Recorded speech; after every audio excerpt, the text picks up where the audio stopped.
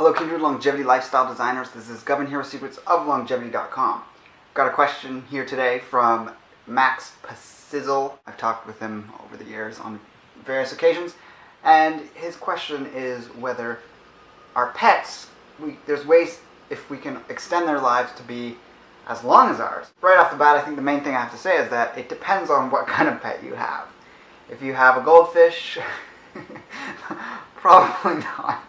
If you have a dog, depends on when you get your dog in your life, but even the longest lived dogs, and you can be as optimistic as you want, it's unlikely you're probably going to break the world record for longest lived dogs if you do things to make your dog healthier, but you can extend the life of your pets for sure. There's lots of ways to do that.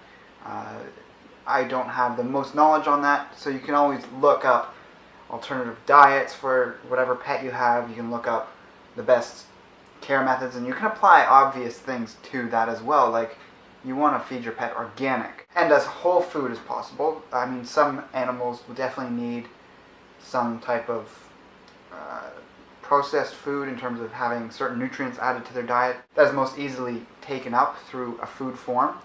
I know from past experience with reptiles, you need to give them often calcium supplements, whether it's like powder on the crickets and things like that, which helps them get the things that they would normally get in the wild. So just like with ourselves, we want to replicate what our habitat would be in the wild if we were a wild human, and we want to do the same for our animal. No matter how domesticated the animal is, you have a dog, you still need to take it to the park and give it lots of exercise. Giving it as much attention and love and care as you can is obviously optimal. You can get into different, more extreme supplements. It gets costly there too, so you have to keep that in consideration. Things like E3 Live is a great thing you can give to a pet. There's a lot of different blends and formulas of E3 Live.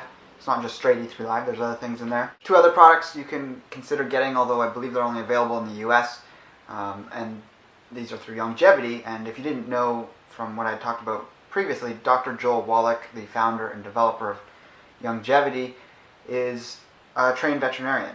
That was his first major medical training, and so he has probably more experience in from studying animals what their nutritional needs are more than humans. He's great with his products for humans. But these two products are, one is a detoxifying and anti-aging supplement for canines. That would be probably the one I'd recommend most, that if you want your dog to live longer. It's unfortunate there's not one for cats, but that one, it's beef flavored, has things like milk thistle in it, ashwagandha root extract, bacopa herb extract, and a variety of other things for both improving longevity of the dog as well as helping it do minor amounts of detoxification, very subtle. Actually, milk thistle isn't so much of a detoxifier as more as a protective agent for the liver, so that's very good for dogs. And then the other one is a multivitamin type of supplement, which can be in addition to food, obviously, but it also just makes sure that your animal's meeting all the basic needs. If you are giving them fresh meat, if you're going to go the raw meat route for your dog, that can be an extra thing just to make sure you're covering all the bases, kind of like you would do with Beyond Tangy Tangerine for humans. So those are great in combination, or if you just want to go one route, there's the anti-aging, detoxifying supplement. Then there's also, as I mentioned, the E3 Live. There's various formulations for dogs, cats, and horses. Then if you're going to consider getting organ meat and you don't have a supply near you, in terms of a butcher that you can trust or that you can get grass-fed organ meats from, you can get them from US Wellness Meats. I've got a link for that below as well, and I believe that's only shipped in the US, so some of these are limited to the US. I believe E3 Live ships anywhere, so that's one that's available to everyone. But all these things you can choose from, use different ones, don't use others, or use them all. They're all compatible. And in terms of dosage for fresh raw organ meats, or even if you cook them, just look up your pet, its rough size, and try and determine a schedule on how often you'd want to feed it certain organs, and rotate through different organ meats: liver, kidney, heart, tongue, etc. And also get some gelatin-based products in there. I mean, a lot of these things are all contained within highly processed, refined, and then reformulated dog foods and cat foods, but you can kind of get an understanding of what they need and then create that diet for them in a raw, whole food form. And one thing I was really inspired by has been Peter Ragnar, seeing what he's done over the years, because if you followed his work online, aside from all his amazing health information, he often talks about his pets. He's got several large dogs. Their genetics are quite close to the wolves, and he, as far as I know, had and still does feed them raw meat, and they live longer than the average lifespan for that breed of dog. I mean, if you really want a pet that lives a very long time, you have to just look for animals that live longer. Things like parrots, turtles, a tortoise, maybe horses or an elephant. I believe they live a long time. It's getting a bit ridiculous. But dogs and cats have general lengths of time they live. You can look at what types of dogs live longer. Smaller dogs live longer, and that just has to do with their organs not having as much stress on them.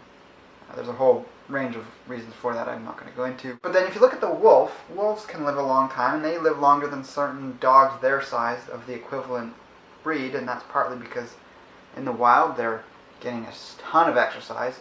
But then you can also look at wolf hybrids, and if they're in kind of a captive but big enough enclosure, they're going to live even longer than a wild wolf or even certain species of dogs, because they have the wild genetics with the comforts of modern living. So they don't have the dangers of being gored by a deer, like by the antlers. I guess the antlers aren't that sharp, but deers like trample wolves sometimes and they get injured, or a moose. But from what I know about wolf hybrids, when you're talking about dogs, they can be very vicious. They can be a lot more difficult to live in a home environment with. You need an extremely big property.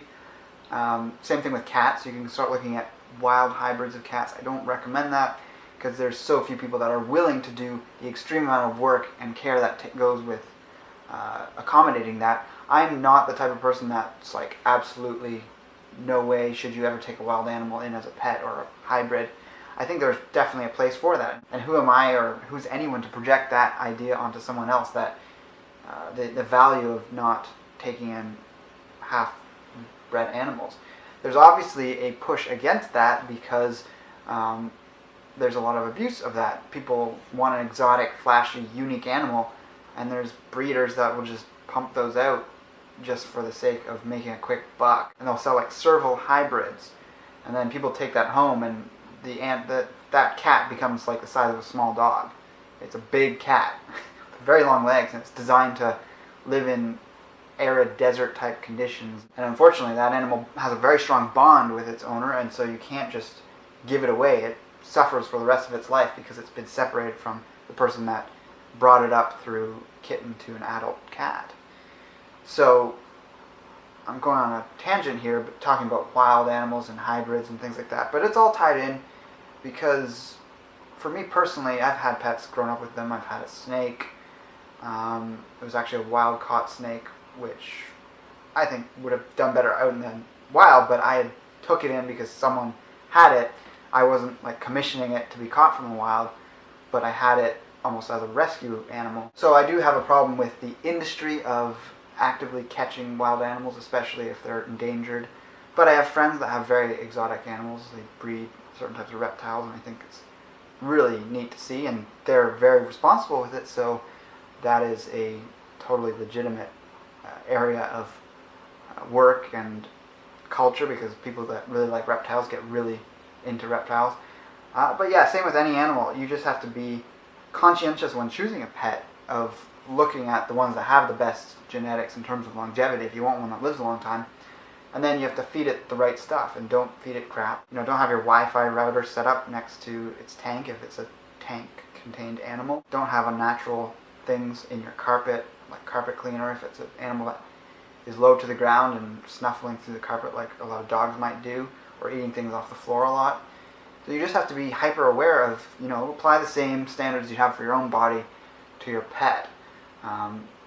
In terms of extending them to the same length of time that we live, it's just such a unique circumstance. I mean, if you were near the end of your life, if you weren't able to extend it through whatever means, and you got a pet at that right time, you might have your pet right up to the end, and you might both be in old age at the same time. But it's not something you really want to plan like that. So, get pets if you feel drawn to them, treat them as best as you can, and incorporate elements of their wild nature into your home and their wild environment as best as you can. So I'll actually throw a link below to check out E3 Live's site, because I do know they have a whole section on various types of pet foods that have algae in them, and that is a good way of getting a lot of minerals and also some detoxifying elements that will help keep your pets healthy, cats, dogs, horses, and things like that. And let me know what you think about this video in the comments below. And with that, I'll talk to you next time. Take care and embrace life without limits.